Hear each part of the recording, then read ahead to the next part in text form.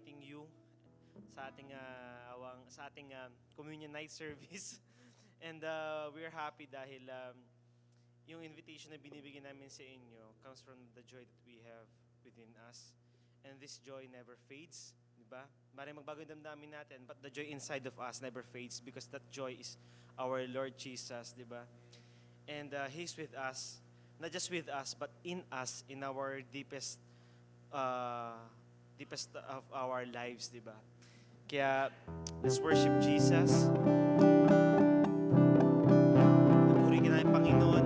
Pinapasalamatan ka namin. Maraming salamat, Panginoong Jesus, dahil tapat ka. Kailanman hindi ka nagbabago. Nararanasan namin, Panginoon, pag-ibig mo, ang kasaganahan ng pag-ibig mo, ang biyaya mo. Panginoon, dahil ang gusto mong mangyari sa amin ay makita ka namin na ikaw ang aming bagong pagkatao, hindi ang aming mga ginagawa, na ikaw ang buhay namin, na ikaw ang kalakasan namin, na ikaw ang kaligtasan namin, Panginoon Jesus, na ikaw ang katwiran namin, kabanalan namin, kalinisan namin, Panginoon, sa lahat ng aspeto ng buhay namin. Kaya Panginoon, tinatanggap namin ito. Ito ang tunay, Panginoon, na pagiging papagkumbaba, Panginoon. Ngayon, tanggapin ang iyong ginawa, Jesus. Walang hanggan, katapatan sa buhay ko'y lagi mong laan.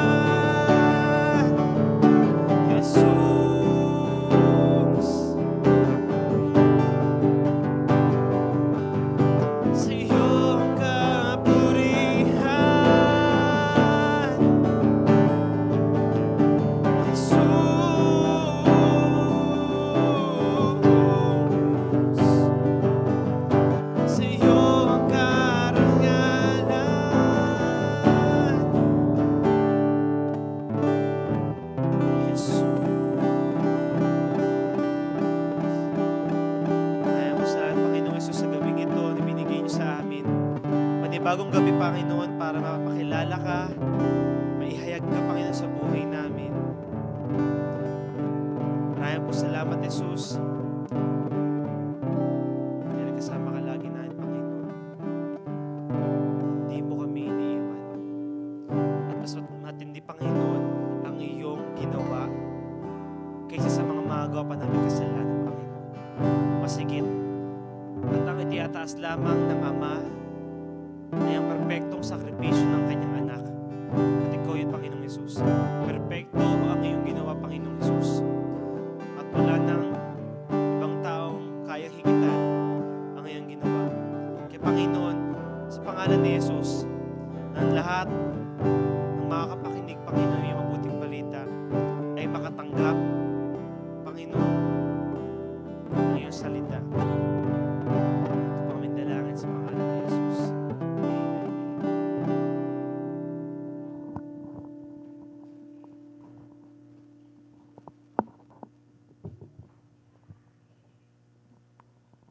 Praise God. Purihin ang Panginoon.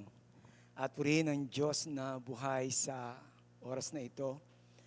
It's good to have this communion night service where we are already prepared, excited to receive revelations from the Lord and to be established at the same time in our identity in Christ.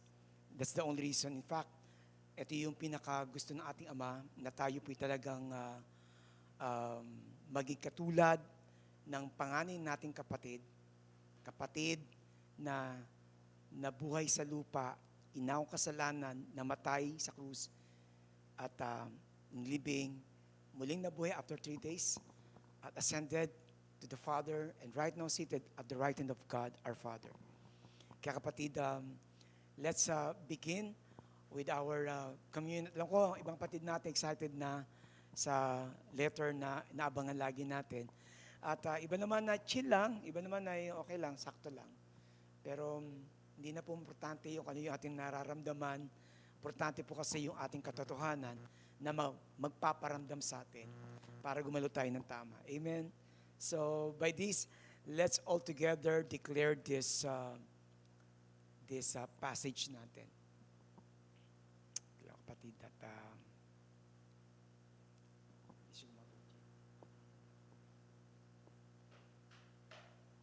okay. Check po natin. Sige po natin. Let's read. For I received from the Lord what I also passed on to you. The Lord Jesus, on the night he was betrayed, took bread, and when he had given thanks, he broke it and said, "This is my body, which is for you. Do this in remembrance of me." In the same way, after supper, he took the cup, saying, "This cup is the new covenant in my blood. Do this whenever you drink it, in remembrance of me. For whenever you eat this bread and drink this cup, you proclaim the Lord's death until He comes." Praise God. Mga kapatid, tayo ay halos matatapos na sa ating A to Z, the Bible characters, where we can see and sense Christ, how He moved and how He worked, and more than and greater than the character of the people na ating binabanggit at ginagamit. And for this letter V, some of you I maybe have the right guess. Pero kapatid, without further ado, tingnan po natin the letter for this day for tonight is letter V, and that is Vashti. Vashti, let's see Jesus in the life of Vashti. Holy Communion is about not Vashti but Jesus Christ. Kaya kung sabihin na tingnan natin si Jesus Christ sa buhay ni Vashti, kasi lahat pong titingnan natin sa Biblia dapat, ano yung kinalaman ni Kristo sa buhay ko dito, sa buhay ng tinatalakay namin. At ang communion na hindi naman sa karakter na pinag-uusapan, kundi yung ano ba talaga ang ibinibigay ni Kristo na katotohanan sa bawat pahina at sa bawat buhay ng mga characters na binabanggit natin. And for this, let's begin with the fact about before Vashti. The name is Venus. Venus, Esther is the last of the historical books of the Bible. When it comes to historical book, Esther is the last. So its main character named Esther, that is Venus, the morning star. So, which sheds its light after all the other stars have ceased to shine. And while the sun still delays rising, thus the deeds of Queen Esther cast a ray of light forward into Israel's history from a dark time. So yung pagkakawala ni Vashti ay pagpasok ni Esther. Kaya Venus pa rin yung pangalan niya doon sa Esther niya. Venus, the morning star. Pero pinalitan niya si Vashti. So what about Vashti? Ang gusto ko pong tingnan natin dito is not about just history, but about the truth that we can get and extract the principle, and not just the principle, but the very foundation of how much God loves you. Kapatid, God really loves you. He is your Father, and He made His Son to be our groom, we His bride. Amen? So, check po natin to at magkakwento muna po tayo. Tagalog ang pinili kong version kasi para pag binasa ko po ay kasama niyo yung pagkakwento ko na rin. Okay? At sabayin niyo po ako at sa mga makikita niyo sa inyong mga monitor, sa inyong mga screen. It's all about the Esther chapter 1. Ready? May isang hari sa Persia na ang pangalan ay Ahasuerus or Xerxes, na nakatira siya sa palasyo sa lungsod ng Susa. Ang nasasakupan niya ay 127 probinsya mula sa India hanggang sa Ethiopia. Nang ikatlong taon ng paghahari niya, nagdaos siya ng malaking handaan para sa mga pinuno niya at sa iba pang lingkod sa palasyo. Dumalo rin ang mga pinuno ng mga kawal ng Persya at Media, pati na ang mga mararangal na tao at ang mga pinuno ng mga probinsya. Verse 4, at ang handaang iyon ay tumagal ng 6 na buwan. 6 na buwan ang tinagal na handaan na pinagawa ni King Ahasuerus. At sa loob ng mga panahong yun, ipinakita ni Ahasuerus ang kayamanan ng kaharian niya, ang kanyang kapangyarihan, at ang karangyaan ng kanyang pamumuhay. So sa loob ng panahon ng paghahandaan, celebration na yun, pinakita ni King Ahasuerus ang kayamanan ng kanyang kaharian niya, ang kanyang kapangyarihan, at ang karangyaan ng kanyang pamumuhay. Verse 5, pagkatapos nun, naghanda rin ang hari para sa lahat ng mga taga-Susa. Ibig sabihin, bukod doon sa mga Media at Persia ng mga kilalang mga tao, pagkatapos ng handaang yun, naghanda rin ang hari para sa lahat ng mga taga-Susa, mayaman man o dukha. Ang handaang iyon ay ginanap sa hardin ng palasyo ng hari at tumagal ng 1 linggo. Grabe. Bukod na 6 months, iba yung 1 linggo. Then, pati ang mga kopa na iniinuman ng mga panauhin ay yari sa ginto na iba't iba ang hugis at disenyo. Talagang nagpakita siya ng kanyang kayamanan at karangyaan ng kanyang pamumuhay. Nag-utos ang hari sa mga alipin niya na bigyan ng mamahaling alak ang mga panauhin.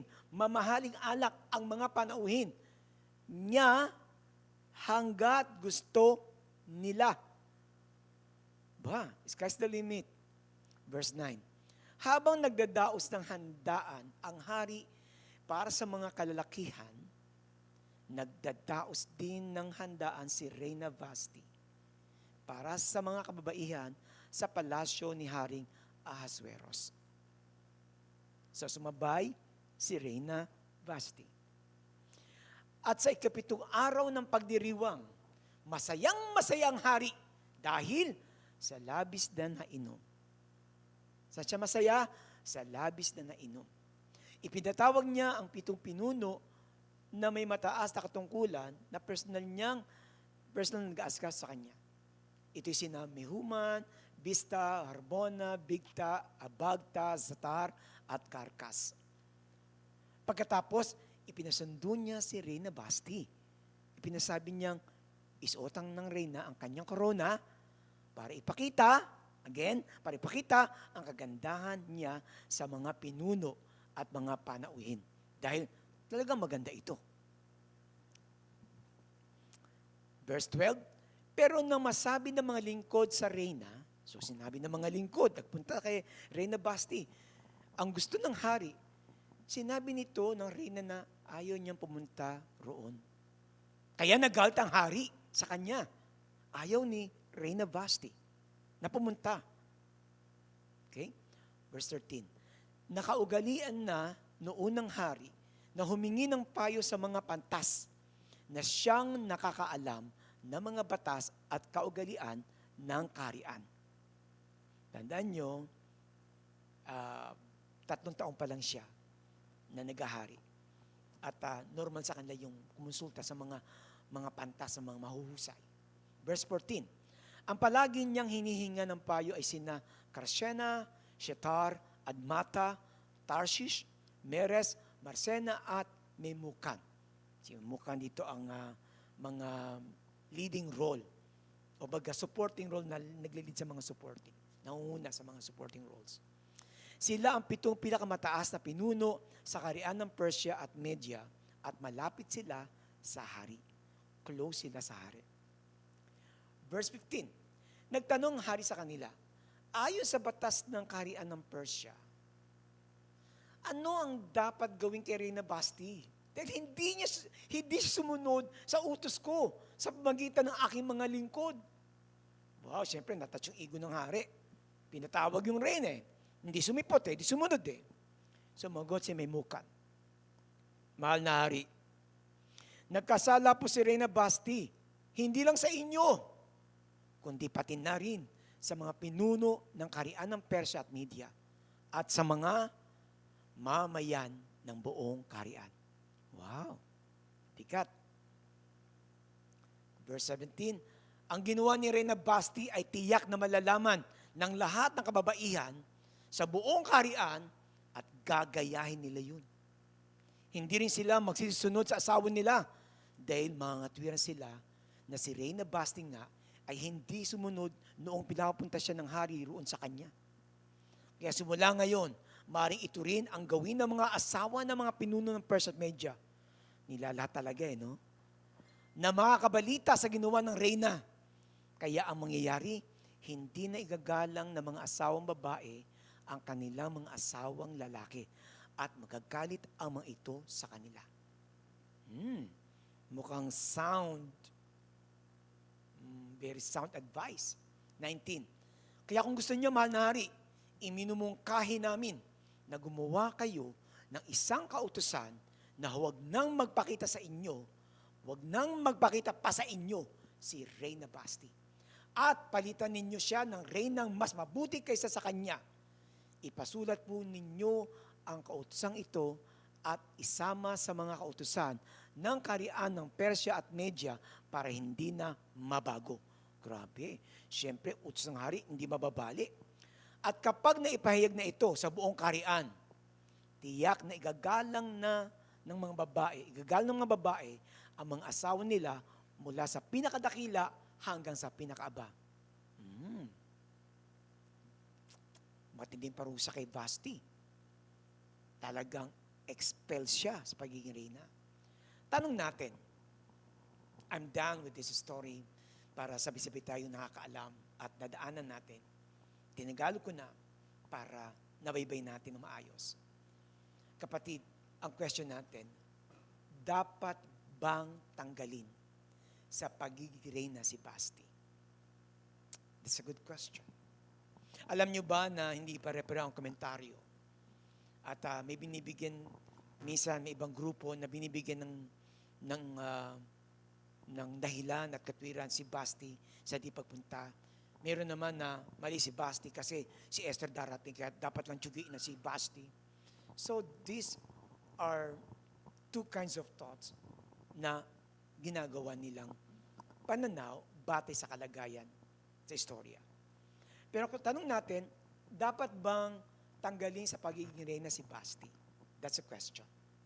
Well, kung umaayon kayo na dapat tanggalin sa pagiging reyna si Basti, well, tingnan natin mga dilan based on the passage we read.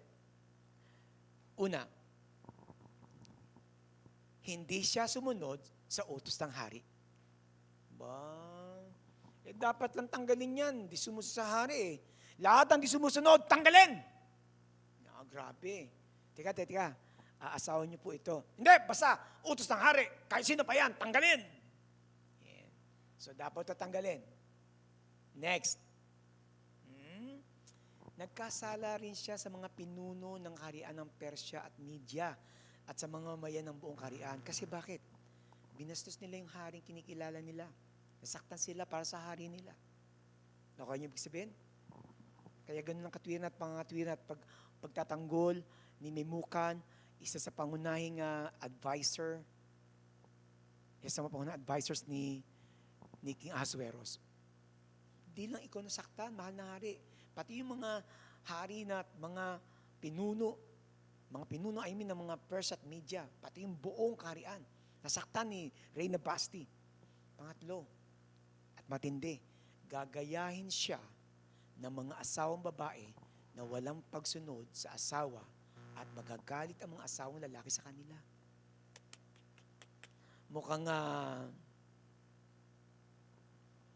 Mukhang matindi yung tama ba ako? Hindi siya.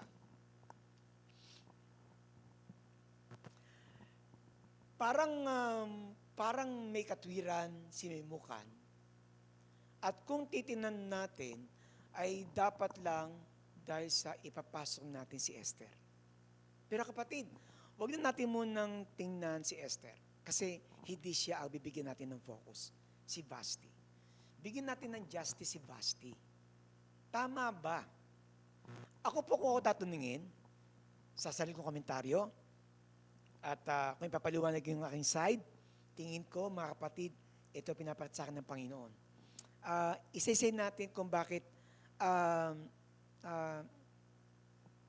ba yan? Talaga bang dapat tanggalin si Basti bilang reyna? Talaga bang dapat tanggalin? Well, tingin ko parang hindi. Una, isipin nyo ikatlong taon ng paghahari ni King Ahasuerus, 3 years pa lang siya. So yung pagsasama nila bilang mag-asawa ay parang hindi pa ganun. Tapos, ewan ko kung nagsasama na sila or what. Pero teka, isipin mo yung handaang yun ay tumagal ng 6 na buwan. Grabe ang handaan niya. 3 years pa lang si King Ahasuerus na naghahari. At tandaan natin, hindi pa ganun siya biyasa sa paghahari niya. Pero ano ang kanyang binalandra after 3 years? Nagyabang siya. Tingnan nyo. Imagine, of all the kings, siya yung hari na nabalitaan natin sa Biblia, tumagal ng 6 na buwan na handaan. Ewan, tama ako pero so far, ito yung, if my memory serves me right, ito pa yun. At ang pinakita rito ni King Ahasuerus sa kanyang handaan, 6 months sa mga karatig bayan, sa mga kilala niya, mga hati, mga kilalang mga tao, ay para ipakita ang kayamanan ng kanyang kaharian, ang kanyang kapangyarihan, at ang karangyaan ng kanyang pamumuhay. Ano ibig sabihin nun? Yabang. Di ba? Yung pride niya. Siyempre, hari siya no? Pride. Then, tandaan nyo minana lang ni King Ahasuerus ang kayamanan at karangyaan sa kanyang tatay na si Darius. Si Darius ay ito yung panahon naman na mapatagpuan niyo siya to sa kay Propeta Daniel. Kasi magkakasabay itong mga to sa historical book ng Old Testament. Si Daniel, itong sila Esther, sila Nehemiah. Anyway, At pagkatapos nun, naghanda rin ang hari para sa lahat ng mga taga-Susa. Mayaman mo ka ng 1 linggo. O anong kayabangan na naman to? Sabihin natin kayabangan naman. Siyempre, pabor ako dun sa, teka, ba't dapat na itagalin si Reyna Vashti? Teka muna, tinan natin yung background ng hari. Di ba? Hindi naman siya Diyos eh. Pero teka, hari siya, yung totoo. Pero tanong, makatwira ba ginawa niya?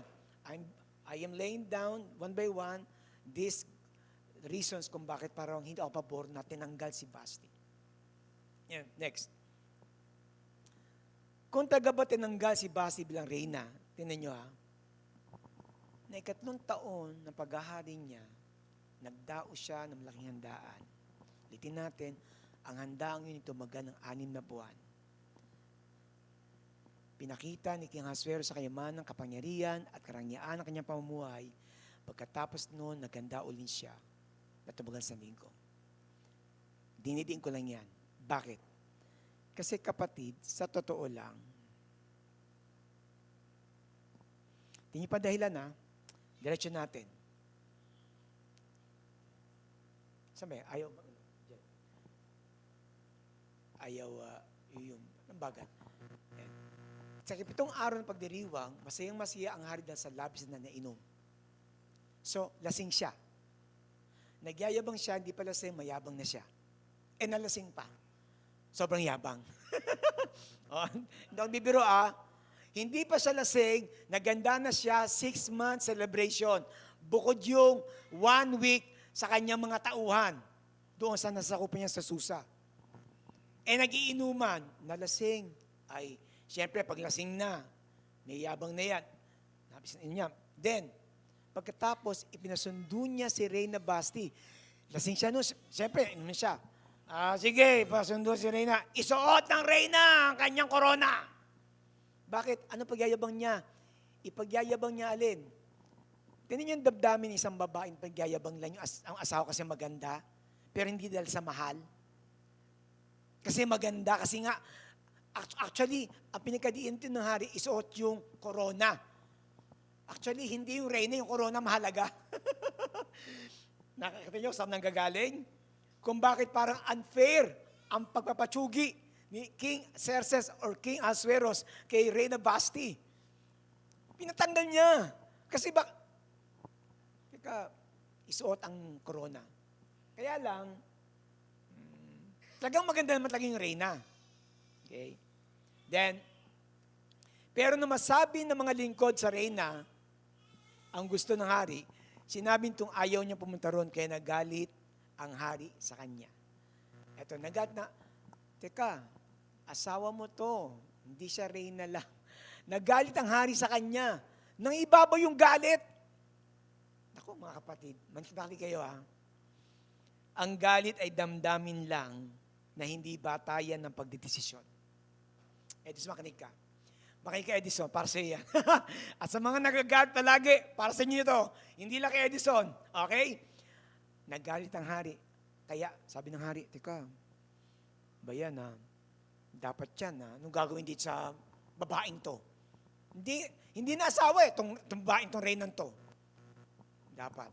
Now, let me give you my reason based on what I laid down why I am not agreeing with other people believing that Reyna Vashti deserved to be expelled from her throne as a queen. Although alam natin na hindi man gusto ng Diyos ang nangyayari, sapagkat sa lahat ng mga galaw ng mga unbelievers, humahanap ang timing ng Diyos para ipasok ang kanyang kalooban. Nang hindi kinokontrol ang mga tao, kundi sumasabay. Kasi ugali ni God, hindi parang robot. Kasi kung pararatangan natin ng Diyos na ginawang robot itong si King Ahasuerus at sila may mukan, ay kinausap Diyos para persahin at takutin, I don't think so. Ang Diyos natin, gumagalaw, kampante, at alam niya, may timing ang Diyos. Hindi siya nagmamadali. At saka sumasabay siya. Kaya yung mga taong mainipin, na gusto lagi instant, mabilisan, naiinip agad, hey, chill. Hindi gagamitin ng kaaway para ipahamak tayo. I tell you. And I believe, kaya nga meron tayo dito na paniniwala na, teka, love is patient, love is kind. Kaya let me give you my reasons. Kung si Kristo ang hari at ikaw si Reyna Basti, ano kaya ang pagtrato ng Kristo natin sa atin bilang reyna niya? Mapansin nyo na yung kwento ni Basti, huhugutin natin yung paano magmahal bilang hari ang ating Kristo. Tingnan natin. And I tell you, iba yung kwento kay Esther. Pero sabi ko, this king ay hindi po tama ang kanyang paglilid. Mayabang siya at alibasa na ipasa sa kanya ang kapangyarihan ng tatay niya na panahon na yun, sila ang naghahari at sentro ng buong mundo. Tingnan natin, one by one. Kung ikaw si Basti at asawa mo yung reyna si Asueros, wala na, talo ka na. But thank God that our groom is Jesus Christ. At mahal na mahal tayo. Look at this. Asawa muna bago reyna. Ang trato sa atin ni Kristo, asawa, hindi reyna na inuobligahan na maghari at dapat perfect ang galaw. Uulitin ko, hindi makakapasa ang kahit sino sa atin. Kung ikaw ay ginawang reyna, hindi ka perfect to really reign as queen. Because, saan ka nanggaling? Saan ka nanggaling? Sa putikan, sa kasalanan. Maasiwa tayo. Pero tayo tinato ni Kristo bilang asawa, hindi muna reyna. We never called queen. Kasi ang queen, pwedeng palitan yan. Pero ang asawa, pagdating sa Diyos, ang asawa. At sa may paghiwalay man sa lupa ng mag-asawa, pero sa Diyos, iba. At yun ang trato niya. Pangalawang dahilan ko, na mali si King Asueros, because I see Christ as my king and my groom. Asawa muna bago anumang bagay. Ano pinagyayabang ni King Asueros? Yung kanyang kayamanan, ng kanyang kaharian, yung karangyaan ng kanyang pamumuhay, yung kapangyarihan na meron siya. Si Kristo ba, matanong kita, pinagyabang ba ni Kristo ang kanyang kapangyarihan? Ang kanyang kayamanan? Hey, nagpunta nga siya sa lupa dito na pinasabsaban. Hindi daw tayo mga kapatid? Hey, mas mataas ang tingin ni Kristo sa atin kaysa sa mga kayamanan. Iniwan nga niya ang kalangitan. Iniwan niya ang pagiging Diyos niya para sa atin. Matinding pagligaw, matindi paglapit sa atin. Nagkatawang tao siya. Niligawan niya tayo. Nagsakripisyo siya sapagkat mahal naman. Bago magkakamali ka tsutyugiin ka, I don't think so. Miniwan nga niyang karian Pagiging Diyos niya Nagkatawang tao siya para sa'yo. Ganon katindi pag-ibig ni Kristo sa atin. Pangatlo, asawa muna bago malasing. Ibig sabihin, kay malasing, kay di malasing, asawa ay asawa. Si Kristo ay lasing sa banal na spirito. At lalo niyang minamahal ang kanyang iglesia. Kaya di ba sabi ng Ephesians 5, huwag daw magpakalasing. No? Sa alak, bagkus, magpakalasing sa Espiritu Santo. Si Kristo, lasing siya. Pero sa Holy Spirit, lukob-lukob siya. Ginagabayan siya sapagkat nasa kanya ang Holy Spirit. Nang mahalin niya ang iglesia, kapatid, asawa ay asawa pa rin niya. Pang-apat, asawa muna bago ang kagandahang panglabas. Tingnan nyo, ano ginawa ni King Asueros? Pinatawag si Reyna Basti at sabi, isuot niya corona, baka makalimutan niya. Malamang siguro itong asawa niya, minsan hindi nagsuot ang corona, o kaya minsan, sweetheart, ay sa corona mo. Tika, di ba, babatiin lang naman kita Tsaka good morning. May mga tao, siyempre may mga tao na, may mga tao baka makalimutan ni Reyna Basti yung corona, suot niya. Ha? Yan. Ang pinagmamalaking niya, yung corona, bago asawa. Kagandang panlabas, bago yung pagmamahal niya sa Reyna. Kapatid, si Kristo, mahal na mahal tayo, gusgusin pa lang tayo, makasalanan pa lang tayo, minahal na tayo ng Panginoon. Kaya wag nating ipagyayabang yung mga nagagawa natin kabutihan, pag-aayos natin, pag-improve natin, tapos sabihin natin, I deserve because na-improve ko na sarili ko by the grace of God. Minsan may ganun mga yabang, by the grace of God, pero gawa naman, ang yabang natin dun sa ginawa natin, hindi sa ginawa ng Panginoon. Klaruhin lang natin. Ang pinagyayabang natin, kaya tayo maayos, ay dahil sa grasya lang ito ni Kristo. Minahal tayo, makasalanan pa lang tayo. Amen? At hindi yung panlabas ang minahal sa atin ng Diyos, kundi yung loob natin. Yung loob natin ang minamahal ng Diyos. Kasi ang kaluluwa, walang damit, walang alahas, walang kulay. Uulitin ko, ang kaluluwa, kung saan ang matempang para sa ating kaluluwa, tandaan mo ha, makamit mo ang buong sanbutan, kung mawalang kaluluwa mo, walang kwentang mga kayamanan na matatanggap sa mundong ito. The Lord died for our souls. He redeemed us. At ang kaluluwa, wala itong damit, wala itong alahas, walang dalang kayamanan, walang kulay. Kung ganon, walang makeup to, walang damit na maganda to, wala. Ang kaluluwa, yun ang minahal ng Panginoon natin. Pero ang mundo, laging maganda dapat yan, presentable. Hindi masama yun. Nasa negosyo ka, ikaw ay frontliner ka, dapat lang. But my point is, asawa to, hindi to Reyna lang.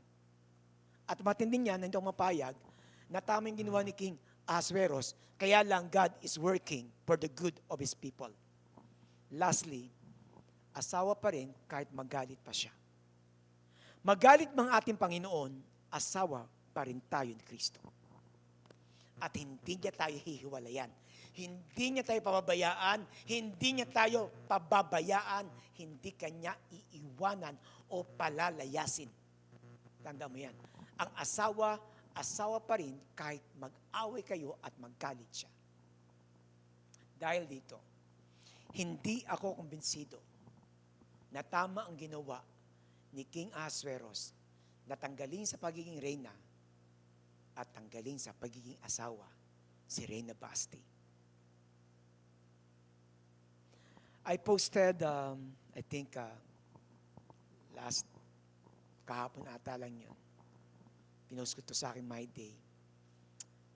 Sa religion, I obey, therefore I am accepted. Sa gospel, I am accepted, therefore I obey. Mauna muna acceptance, kaya susunod.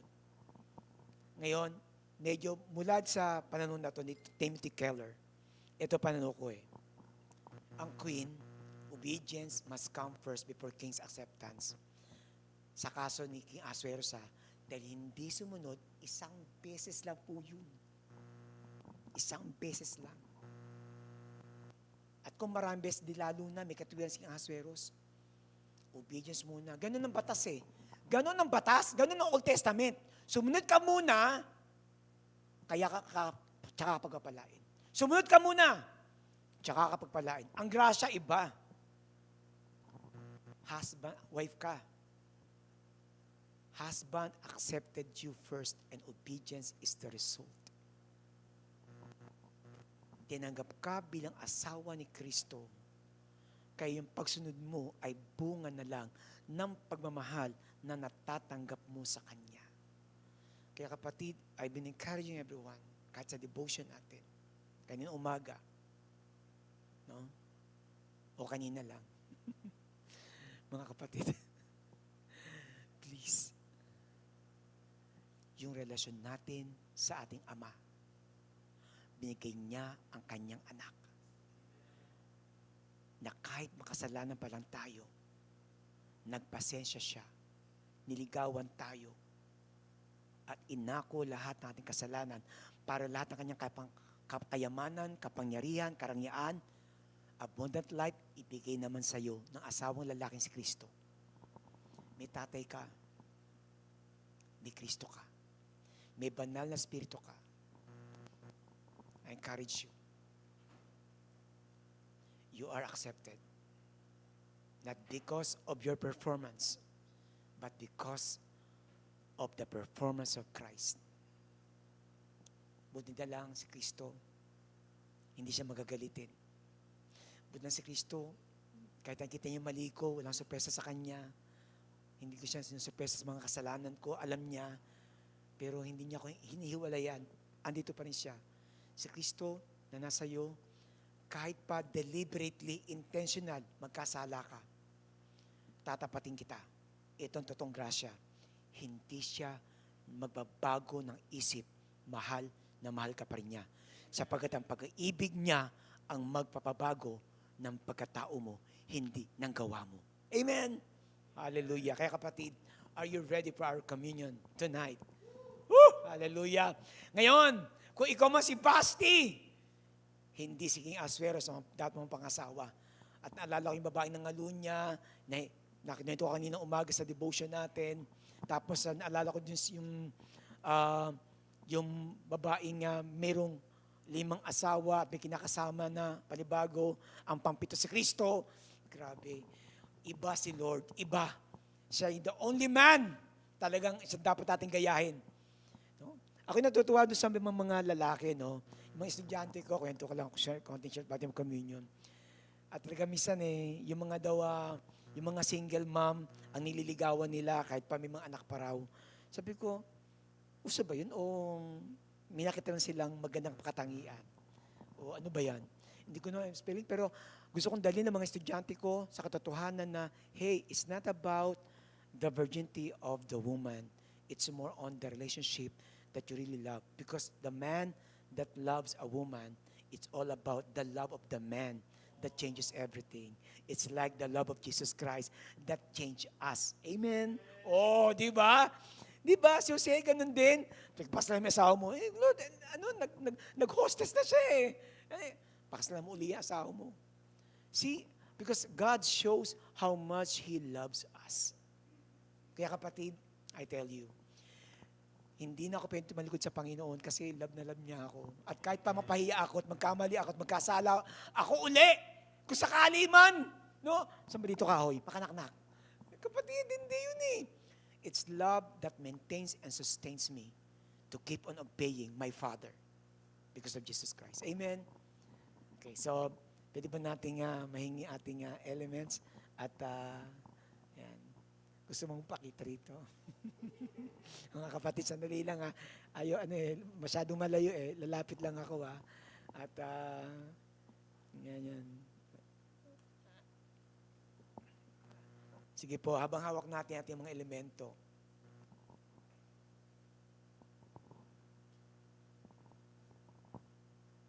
Let's pray. Dakilang Diyos, lubusan kami nagpapasalamat sa katapatan po niyo talaga. At Ama, talagang nagpapalambot ng puso ko at naming lahat yung katotohanan na meron kaming hari na minahal kami. Higit pa sa pagiging reyna ng iglesia at pagiging asawa pa. Salamat po talaga, Panginoon. Overwhelming talaga ang mensahe na to na pinakita mo sa akin. Talagang, Lord, very grateful po ako. Kasi mahal na mahal mo ako. Mahal na mahal mo mga kapatid ko. Kaya yung galit, hindi pwede makapaghiwalay sa amin. Kasi ikaw, pagpasensya ka. Matindi pag-ibig mo sa amin. Sapat na to para ito magpalambot ang puso namin, hindi magmatigas. Salamat sa katapatan mo. Salamat o Diyos. Salamat dinala mo ang aming kasalanan kasi mahal mo kami. Dinala mo ang karamdaman kasi mahal mo kami. Dinala mo aming kahihiyan kasi mahal na mahal mo kami. Maraming salamat. Sa pangalan ni Jesus. Amen. Let's eat the bread.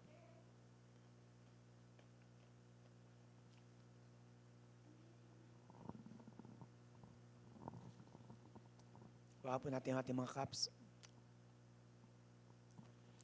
Dakilang Diyos, salamat po sa bagong tipan. Wala na kami sa lumang tipan, sa kautusan. At maliwanag ng Romans 6:14, wala na kami sa kautusan. Kami ay nasa bagong tipan, nasa grasya mo na. Kaya yung grasya mo, ito yun. Itinatag mo ang bagong tipan sa pamagitan ng dugo mo. Kaya, Lord, talagang salamat. At hindi na mababago to. Kung hindi na mababago ang utos ni King Ahasuerus, lalo hindi mababago ang tipan na ginawa mo, Panginoon. Lalo hindi mababago. Maraming salamat. Magbabago ang lahat ng bagay, ang tao, ang ekonomiya, ang relasyon, panlupa, but not the relationship with us. Thank you, Father. In Jesus' name, amen.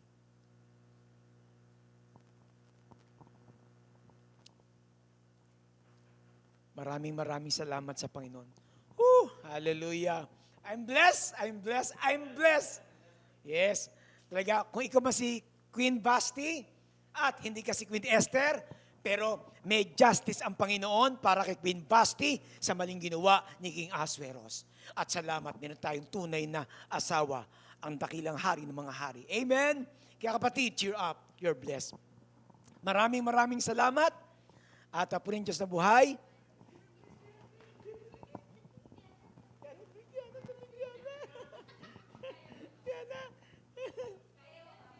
Yan na. Ito po si Pastor Edson Reyes, kasama ang mga babies namin, declaring to you, Shalom, Shalom, Shalom! Hallelujah!